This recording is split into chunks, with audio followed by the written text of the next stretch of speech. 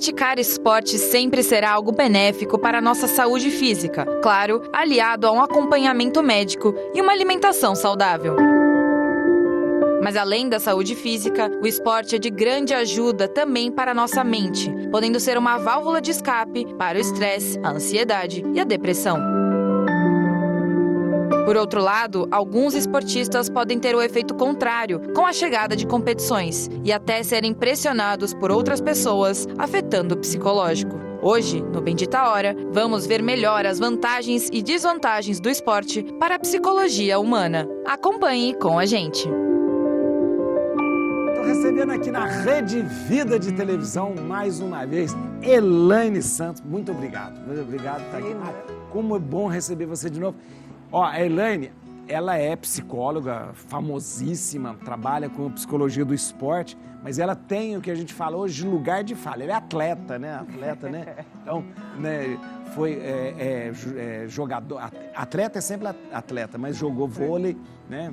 E da seleção paulista, né, e é vice-campeã olímpica, um monte de coisa. Mas hoje ela faz um trabalho maravilhoso na área da psicologia. Muito obrigado, seja bem-vinda mais uma vez. Muito obrigada, eu que agradeço o convite. Dois temas que eu amo falar, o esporte e a psicologia. Psicologia, melhor não tem, olha aí. E é interessante a gente falar e trazer isso para conversar, porque a gente precisa entender essa coisa da motivação do esporte. Qual que é a motivação da psicologia aí para o esporte? Como que ela pode ser mantida? E como que a gente... Porque as pessoas, quando a gente fala de esporte, todo mundo é unânime em dizer, é importante, a gente tem que fazer e tal.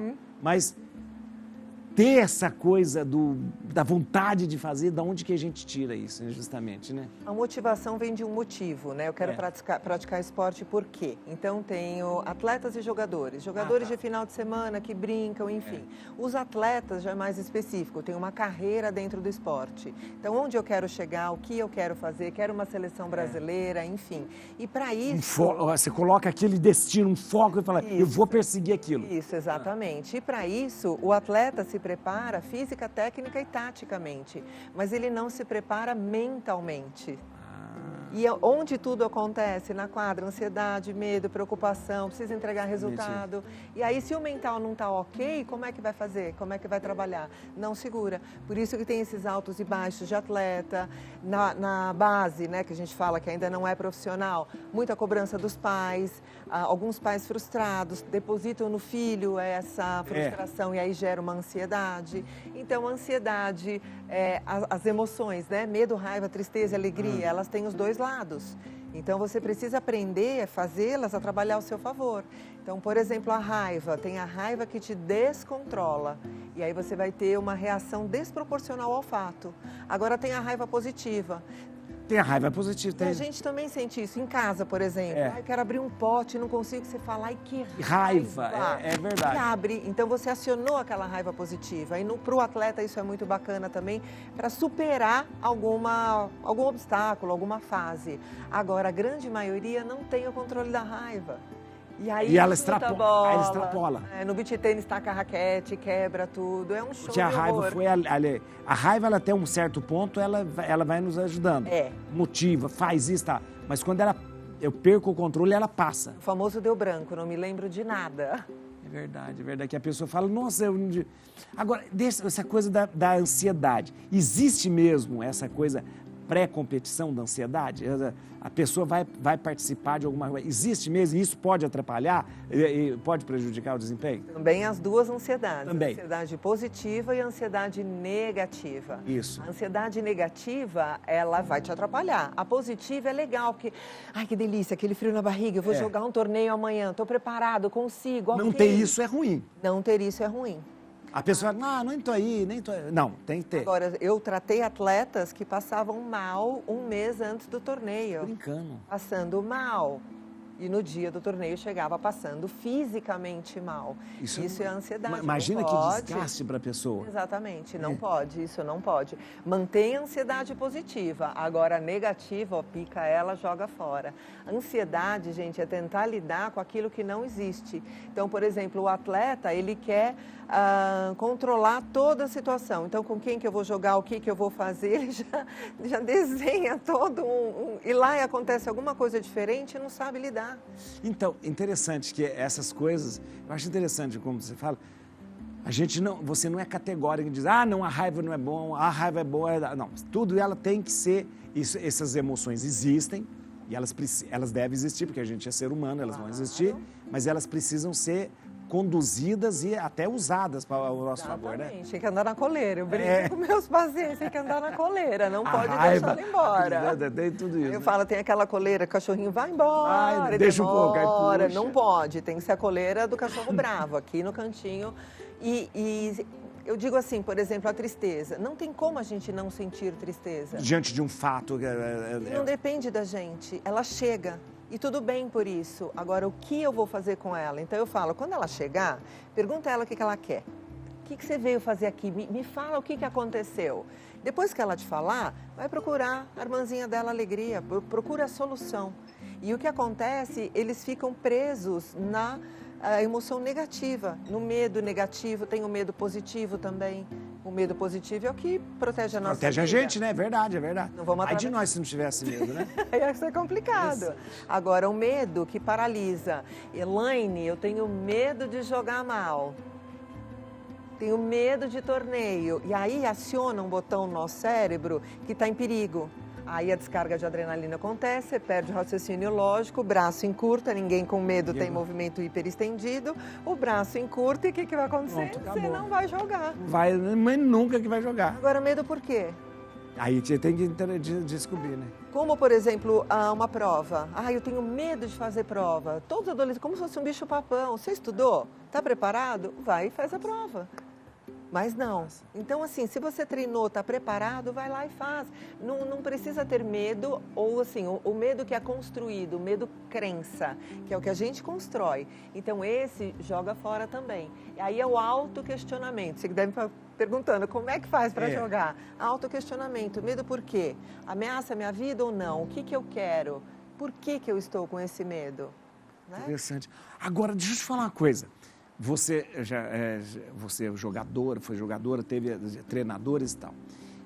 Os treinadores não são psicólogos como você. Não. E eles, na verdade, eles desempenham um papel muito importante ali sobre a questão psicológica do time. Né? Agora, como é que isso, de repente, a crença, a atitude pode prejudicar ou não, de repente, o pessoal que está ali, que ele está... Porque a pessoa, além de ter essa ascendência moral, o treinador, né, que você respeita, né, ele não tem todo o conhecimento psicológico. Não. Eu digo, assim, eu já trabalhei em algumas equipes, é muito importante essa equipe multidisciplinar. Então, eu vou como psicóloga e coach do esporte, eu vou fazer o meu trabalho para aquela equipe, o técnico, o trabalho dele, o preparador físico, isso é fundamental, isso é muito, muito importante. Mas ainda a gente não vê isso, principalmente no esporte coletivo. O psicólogo ainda não é valorizado. Está começando agora, porque a gente está vendo atletas de ponta, de alto rendimento, perdendo carreira, perdendo competições, se sentindo muito mal por conta do mental. E quem arruma o mental... é o psicólogo. Eu digo isso porque, de repente, nesse afã de estimular, você pode também passar da medida. Exatamente. Eu digo para os técnicos assim, eu mapeio os atletas. Então, tem aquele atleta que se você der uma bronca nele mais pesada, e aí, vamos, cadê a atitude? Ele reage. O mesmo comportamento para outro atleta sucumbe. Então, precisa ter esse olhar, saber como falar com o atleta. Então... né?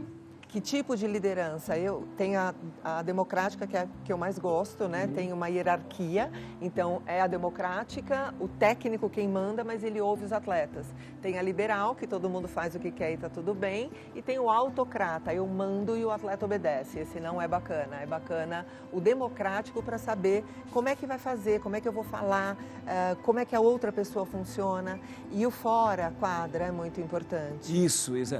Deixa eu te falar uma coisa, eu não vou perguntar quem, mas não vou pedir nome, mas você como especialista e como pesquisadora, você olhando para eu vou falar na seleção brasileira, você mais ou menos consegue perceber como um técnico é, como que o outro Sim, não é. sim. Não precisa falar, mas você pode perceber. Esse tem essa liderança, não dá para perceber? Dá, com E por aí, certeza. ainda mais, como pesquisadora, você percebe o desempenho ou não Com certeza, da equipe. da equipe, né? O técnico que valorizar a parte mental do atleta, que entender como ele funciona, vai vincular muito melhor com esse atleta.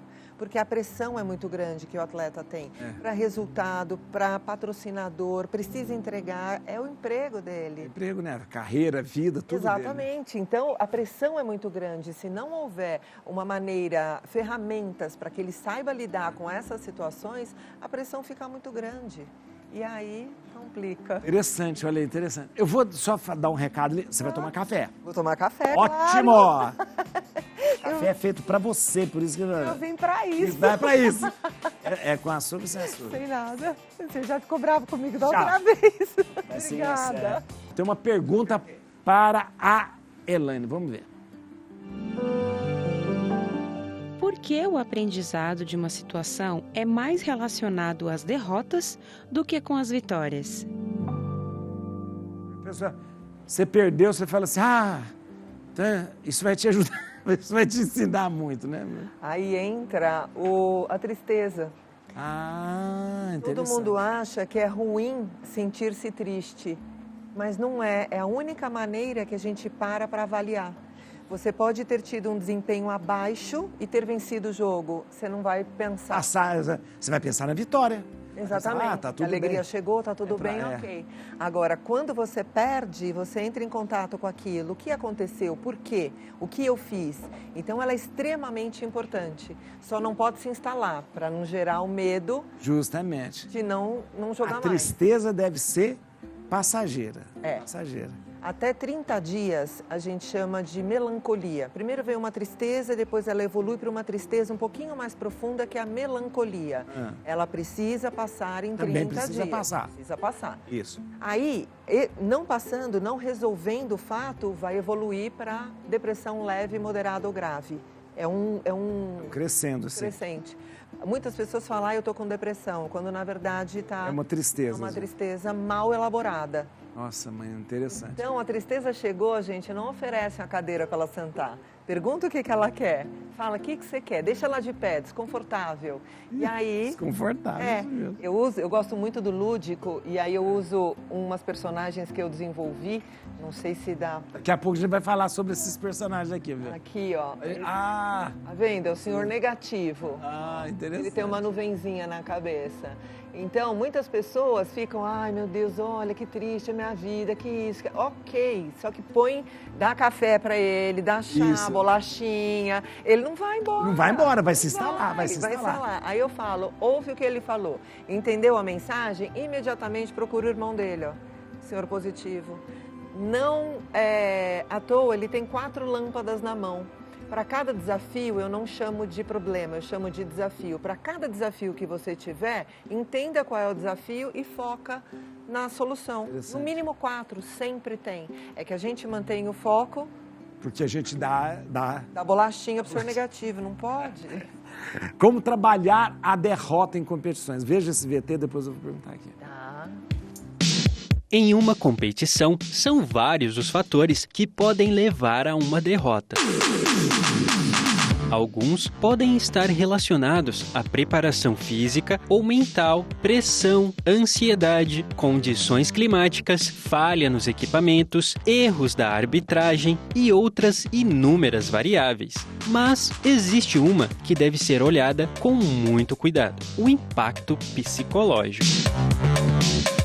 Sabemos que mesmo com toda a preparação para uma competição de sucesso, a derrota pode, vez ou outra, aparecer. Nesse caso, os profissionais indicam que o ideal é deixar os sentimentos virem, sem censurá-los, sejam eles de raiva, tristeza, frustração ou alívio, pois não se permitir sentir pode ser bastante nocivo para a saúde mental e atrapalhar o atleta no futuro.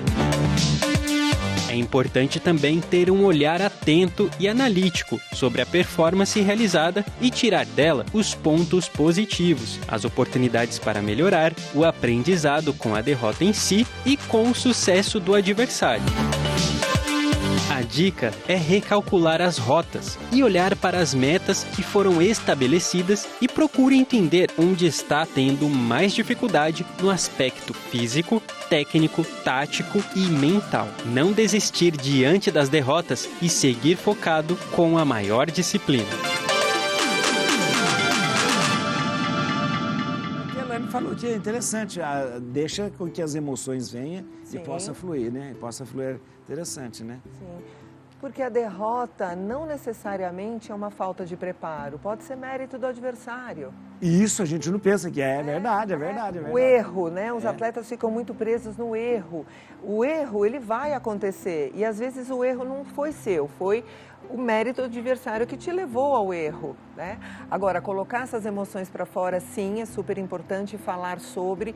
O descontrole, não. O descontrole mostra quando o atleta não tem esse preparo mental. Aí, realmente, não é bacana. Então, eu digo assim, da mesma maneira que você aprendeu o esporte, você foi aprender a parte mecânica do esporte, a parte de preparo físico, você não foi aprender? Precisa aprender o mental. E é muito simples, é que a gente nunca teve essa matéria na vida. Verdade. Atleta vem comigo, é começo, meio e fim. Ele vai aprender a educação emocional, como fazê-las lidar a seu favor, a caixinha de ferramentas, que eu tenho ela aqui, ó, não sei se dá para... Verdade, tem uma caixa de ferramentas. Literalmente é uma caixinha de ferramentas. Que eu ensino todas essas personagens até formar o cérebro campeão. Tenho Pinterest de boia. É muito interessante isso, porque é o seguinte, eu acho que dá pra gente mudar, a gente vai mudar um pouquinho de assunto agora e a gente vai falar sobre a busca da nossa identidade. Porque, deixa eu te explicar uma coisa, também. A Elaine, ela criou, né, esses personagens que os personagens da emoção, das emoções aqui, né, ó, que nós temos aqui, ela vai explicar pra gente daqui a pouquinho quais são, e é interessante porque ela trabalha justamente essas emoções, trazendo pra gente essa busca do autoconhecimento. Veja o VT e depois eu quero falar com ela sobre isso. Vamos lá. A busca da identidade é um processo que envolve a construção do senso de si mesmo, de quem somos e o que queremos ser. A família tem um papel fundamental nesse processo, pois é o primeiro grupo social ao qual pertencemos e que nos transmite valores, crenças, costumes e afetos. A família também nos ajuda a reconhecer nossas características pessoais, nossa potencialidade e limitações, nossos gostos e preferências. Na infância e na adolescência, a busca da identidade se intensifica, pois são fases de muitas mudanças físicas, emocionais, cognitivas e sociais. Nesse período, é comum que os indivíduos experimentem diferentes papéis, estilos, comportamentos e relações, buscando se afirmar como sujeitos únicos e autônomos. A falta de identidade pode causar diversos problemas na adolescência e na fase adulta, como insegurança, baixa autoestima, dificuldade de relacionamento, dependência emocional, falta de motivação, insatisfação pessoal e profissional, entre outros. Quer saber mais sobre? Acompanhe agora no Bendita Hora. A Elaine está aqui para explicar para a gente todas essas emoções e como que a gente vai compondo a nossa identidade. Isso é muito interessante. Eu gosto muito do método que ela desenvolveu, que é um método próprio, justamente, né? Isso é importante, mas da gente conhecer a si mesmo, conhecendo as nossas emoções. Eu achei fantástico, você falou assim da tristeza. Eu acho muito bonito isso. Ela vem, você tem um tempo dela e o tempo dela é limitado, vai embora, né? Vai embora. Precisa mandar ela embora. O Adoniran Barbosa tem uma música muito interessante, chama Bom Dia Tristeza. Bom dia, tristeza, que tarde, tristeza. Ele conversa com a tristeza, fala, ó, pô, senta aqui, né? Eu estava até ficando meio triste de você não ver, né? É um poema muito bonito, interessante. Rodrigo, acha aí o Bom Dia Tristeza do Adoniran. Mas é interessante que você falou, eu recebo, mas ela tem que ir embora. As nossas emoções, elas não podem nos dominar, né? Não, exatamente. Tem paciente que chega para mim, eu não quero mais sentir medo, eu não quero sentir raiva. Eu falei, ó, só tem um jeito, né? Depois quando você partir. Depois de 7 dias, lá no 7º dia, você não sente mais, né? Agora, o importante é saber lidar com elas. Então, nós somos um ser comportamental. Quando o paciente chega para mim, eu pergunto assim, quem é você? Ah, eu sou Pedro, enfim. Não, esse é o seu nome. Quem é você? Não, eu faço faculdade. Tá bom. Quem é você? Eu não sei. A pessoa nem se dá conta que não sabe. Porque a nossa cultura... Não se conhece. A nossa cultura não ensina. A nossa cultura, quando você fala do alto, do próprio, é relacionado a egoísmo. É verdade. Nossa, eu sou muito bom no que eu faço. Olha, mãe, eu sou muito bom naquilo que eu faço. Nossa, arrogante, hein? A vida vai ensinar esse menino a baixar a crista. É verdade, é verdade. Então, a nossa cultura não empodera. Não é para se valorizar, né? Não, a nossa cultura não empodera. Eu conto sempre uma história para meus pacientes em palestra que eu faço. Tem uma festa de aniversário, 2 crianças pequenas, 5 anos, enfim, tem um brigadeiro ali na mesa. Um deu aquela olhadinha lá, correu, pegou o brigadeiro. O outro chegou, na sequência, não tem mais brigadeiro e começou a chorar. O que a mãe do que pegou o brigadeiro fala para ele? A mãe que pegou o brigadeiro? Parte com ele lá? Exatamente. A gente foi criado desse jeito, divide. Só que aí você não empodera o seu filho. Então o ideal é dizer assim, parabéns, você chegou primeiro, você foi super esperto, você foi inteligente, você foi rápido. O que você quer fazer com o brigadeiro? Dá para ele...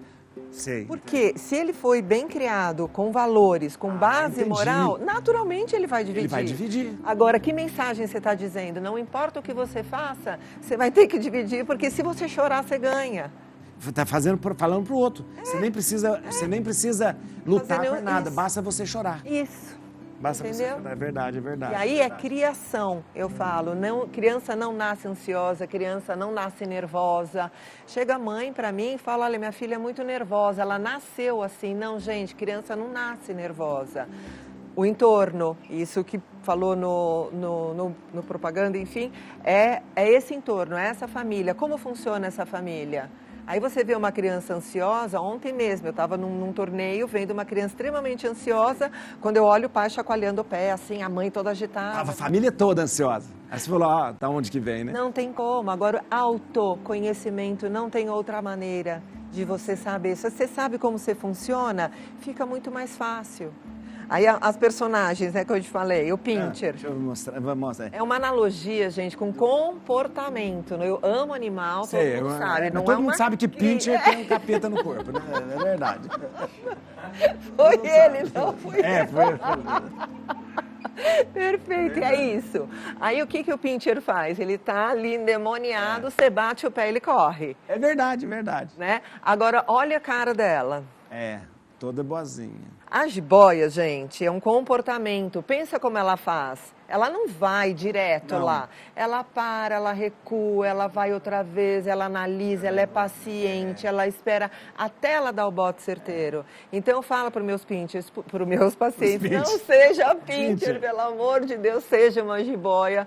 Para você analisa tudo direitinho. Espera, calma, paciência, não sair por aí gritando. O mundo está muito barulhento, gente. Deus do céu. Só para eu escutar uma música do Onira, deixa eu ver. Veio hoje me ver. Aí você bem, bom dia, tristeza. Já estava ficando até meio triste. É uma poesia também, né? De estar tanto tempo longe de você. Mas é uma música que fala que... Se chega tristeza. Eu acho interessante, porque... Se sente comigo aqui nesta mesa. É a atitude nossa. Se a gente traz a tristeza e fala, fica comigo aqui... Beba do meu copo. Olha, beba do meu copo, fala da minha... Me deu o seu ombro. Percebe, tem um lado mais depressivo, né?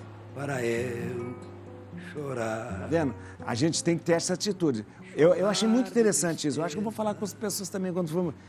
Você tem o direito de ficar triste, você só não tem o direito de fazer com que a tristeza tome... Faça parte da família. É verdade. Não, eu falo assim para os meus pacientes, está triste? Tudo bem. Senta, chora, bota a música da sofrência, não tem problema. Chora até. O importante é levantar. É verdade. Então, ela vai chegar, as emoções negativas vão chegar. O importante é quanto tempo elas vão ficar. Tem um filme muito interessante, assisti esse filme de novo esse dia, Red, né? Crescer uma Fera. Muito interessante esse filme, gente, muito interessante mesmo. E mostra um pouco desse nosso assunto. Veja só.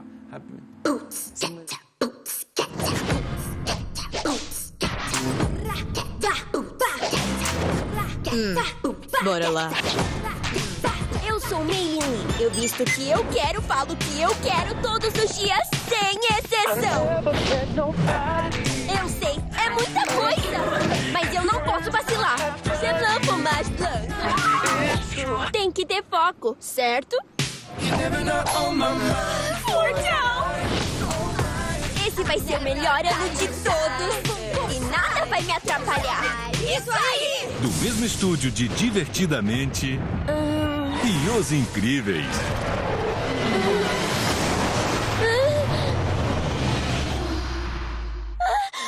Meimei, o café tá pronto. Tô indo. It's gonna be me. Tudo certo aí? Sou um monstro vermelho nojento. Não olha pra mim, sai de perto. Isso já aconteceu antes? O que você disse? A nossa ancestral tinha uma conexão mística com os pandas vermelhos. Tá de brincadeira comigo? Essa peculiaridade já existe em nossa família. Você tá tão fofa! Demais. Sempre quis uma cauda. Eu sou uma aberração. Te amamos, May. É a nossa garota. Uou. Você voltou. Qualquer emoção forte Isso! vai libertar o panda. Abby, agora vai. Libere. Sabe o quanto é arriscado? Vai ser consumida pela fúria e o panda vai dominar. A sua fera. Ai, meu Deus. A vida toda eu fui a perfeitinha May. Mas parece que eu gosto da minha nova versão. Mamãe, olha!